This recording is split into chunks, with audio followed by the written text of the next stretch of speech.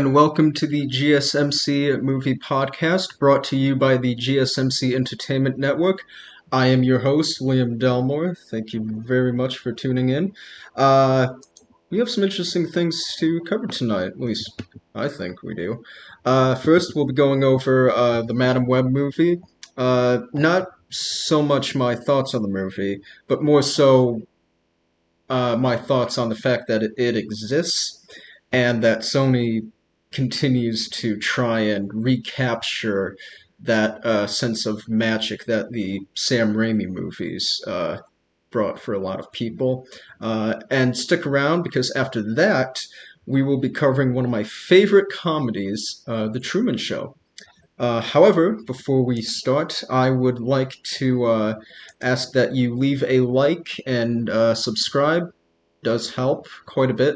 And we usually get a lot of questions or comments from audience members. And if you'd like to see yours pop up on screen, you can go to streamelements/GSMC Entertainment Network /tips to leave a tip or donation. And your comment will pop up on screen. And again, it helps and it goes quite a long way. So yeah, I guess let's just get right into it. So Madam Web. Uh, I'm I'm going to be honest. I did not see this movie, and I'm going to tell you why. I remember when Venom came out. I had to have been, oh gosh, 15. So it's been a while now. It's been a good few years, and I remember liking Venom when it first came out because I had terrible taste back then. Although I guess that's still up for debate if I still do have terrible taste. But since I've grown up a bit and really let that movie sink in, I realized it's not good. It's really not good. And then I heard about Morbius coming out. I heard that was also terrible. And then, of course, there's Kraven the Hunter that's coming out, which I'm not a big comic book fan outside of like a few comics that I can think of off the top of my head. I do like Spider-Man Blue, and I also like.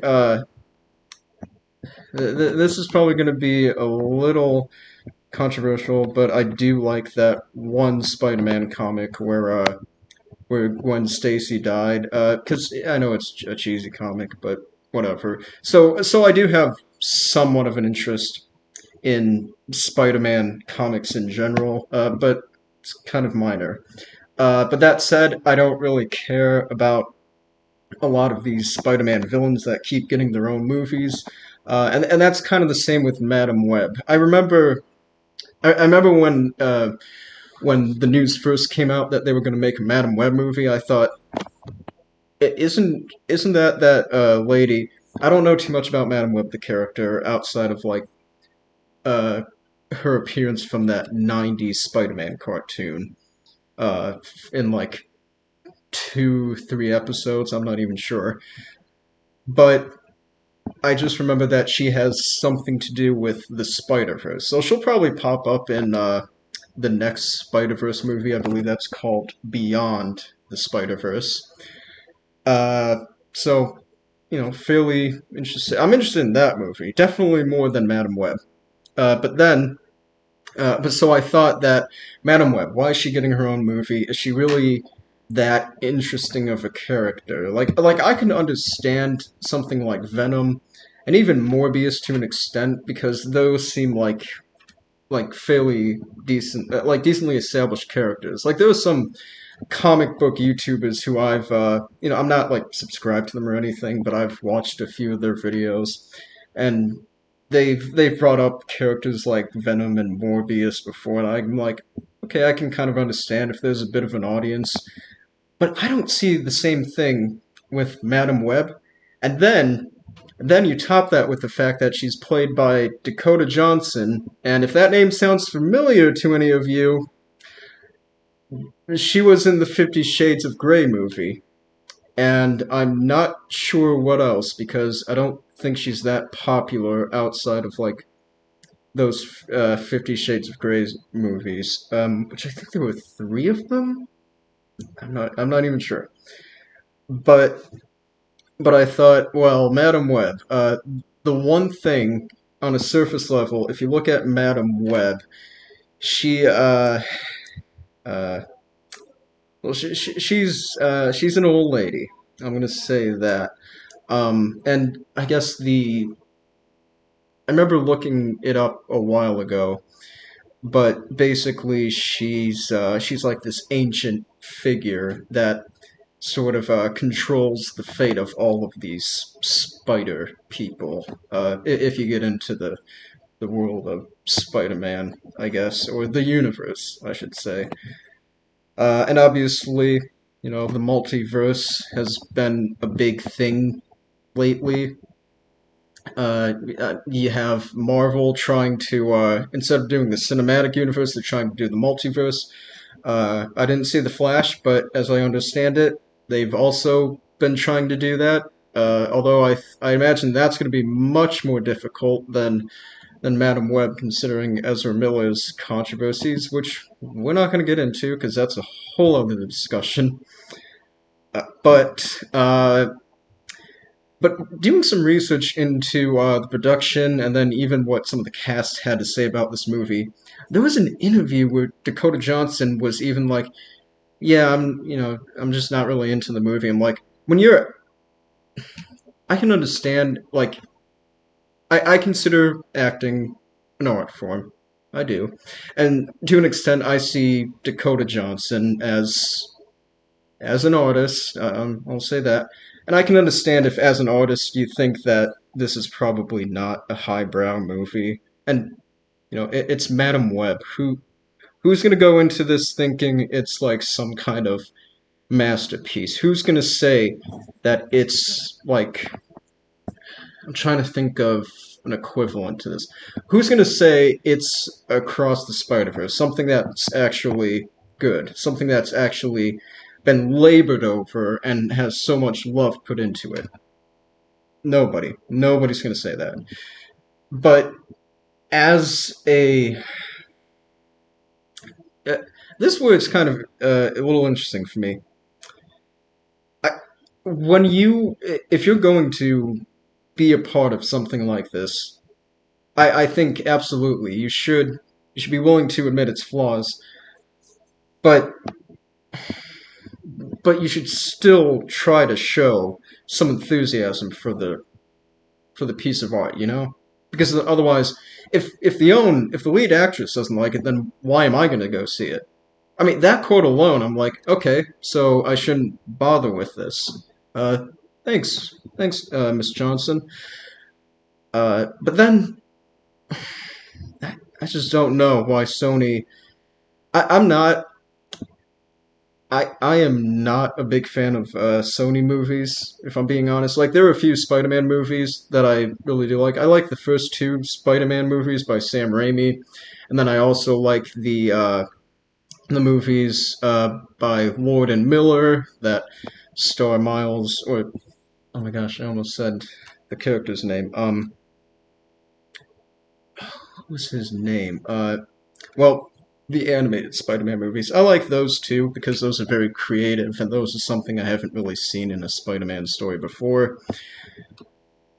But but the difference with those movies and something like The Amazing Spider-Man 1 and 2, and then Venom, and I don't know about Madam Web, but I'm gonna go out on a limb and say the difference between those pieces of art and then these I'm going to call them factory movies because they feel so they feel like the types of movies where the studio's really in charge of it. You know what I mean? It's kind of uh, it's kind of like, oh, we have to have a joke at this point. We have to get these certain types of actors who have some recognition behind them, but they're not too expensive, so they're not so popular that they're going to be difficult to get because otherwise they'd be expensive. It just feels so calculated. And also, real quick, now that I remember this, it has sadly it has Adam Scott in it playing Peter Parker, which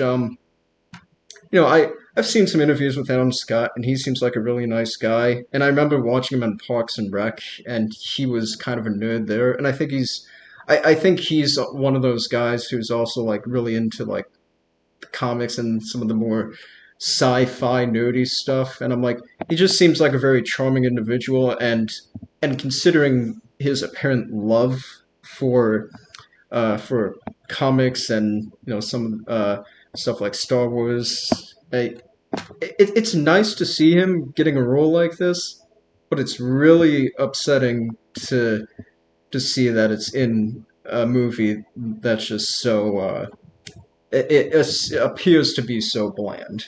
Again, I haven't seen the movie, so I can't judge the actual movie itself. But that said, what do I think Sony should do from here on out? Well, quite frankly, I mean, I don't know how much money this movie is going to make. Maybe it'll be successful, but if it is successful, that's going to be very, very upsetting for me. Just because it'll. The first Venom movie made over $800 million, and they made a second one, which I'm not even sure how much that made. But I don't believe it was the same amount. But the movies, besides Morbius, Morbius was quite a flop. When you factor in the obviously it made back its money if you're only counting the budget, but if you're also including things like advertising and promotional interviews, stuff like that, I there's no calculator for that. There's no statistic for that, so I can't say whether or not it truly made back its money. But regardless, I don't think it did too well, and I am afraid that if this movie does well, that's only going to encourage them to continue doing these movies. And I'm just thinking, why? At this point, why? You, beside it, setting aside the fact that these movies somehow keep making money, you've had you've had the Spider Verse movies, and you've had the Sam Raimi movies that I'd argue again, I'd argue that they are actually good, and they've actually made more money than most of these movies. So why can't you give it to people who actually have some kind of vested interest in in the Spider-Man premise, and not even just in the character or characters of the Spider-Man universe in general, but of in anything. I mean, really, I'm focusing on the Spider-Man expanded universe, whatever you want to call it. But there are other Sony movies where I see the same thing, where they just keep giving money to these directors or these writers, creators who just clearly are just trying to make money and just don't care about the actual quality of the product. It's I don't know. It's very upsetting because on the one hand, Sony has made some movies that I actually love, and then on the other hand, it keeps making Madam Web. You know what I mean? So I guess long story short, I'm saying Sony, if you're gonna keep making these movies, get somebody who actually is interested in Madam Web and other characters that you're going to work on. That's it for this segment. I'm going to take a quick break, and when we come back, I will be talking about The Truman Show. So stick around. Yeah, I'm tired of shit, and the coffee ain't hit yet. Damn, ain't that great. I don't wanna go to work, cause my boss is a jerk, and I'm not